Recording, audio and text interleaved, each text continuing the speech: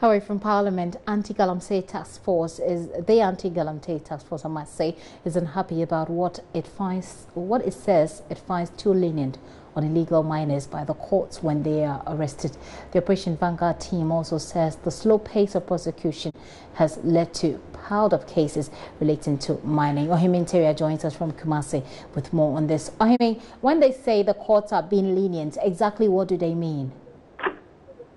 Thank you, Gifty. The commander for the Anti-Galamsey Task Force, Mike Lamwa, says the fines slapped on illegal miners arrested in connection of the operations are not enough to deter others, especially those who are financing activities of illegal miners in Ghana from engaging in the act.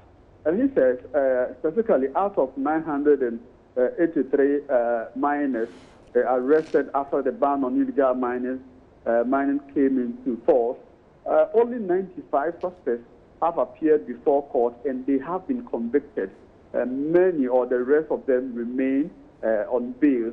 So he believes that there's a likelihood of those who have been granted bail going back to the activities of illegal mining, and that's the question I posed to him. How come 6 months of the existence of the Anti-Galamsey Task Force, we still have people into illegal mining? And he explained that that has been the reason why a lot of people are now encouraged to go back to the activity, especially in the night.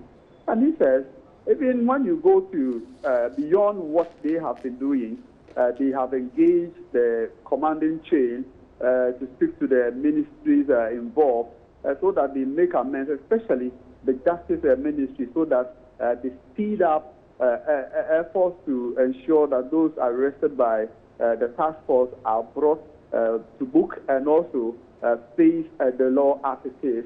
So that has been the challenge for the Anti-Galamsey Task Force Operation Vanguard. I mean, when did they say this, and what are they expecting the response to be? Sure, I spoke to the commander, Colonel Amua, just weekend, and he expressed these sentiments, and he says that they are sure that once efforts have been made, once information has been sent through their command, they believe strongly that something good will come out of this, so that it doesn't encourage members of the team from doing or putting in their best. Though he says they are not demoralized, he also admits that at a point it also affects the men, because when they work, they expect Ghanaians to also see the kind of work that they do. So Ghanaians will feel the impact. But now the impact is being felt, and they continue to work even at the time that they have challenges, including logistics, especially on transportation. So they believe that something has to be done, and also include landowners who release land for for illegal mining activities to be penalized in the law. How far is their work so far? Is there any new development on what they're doing in the fight against Galamsey? Yes, the team has been in force, especially in Ashanti, Eastern and Western regions, where the activities of illegal mining has been at its peak.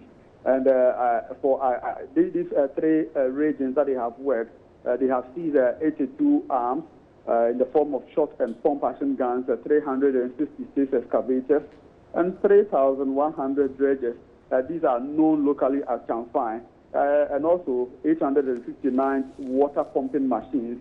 And besides, those arrested include 12 Chinese, 4 Burkinabes, and just last Saturday, 4 Chinese were arrested at New Edibiase in the Ashanti region, and then 12 local miners were also picked up at Kwabin in the Eastern region.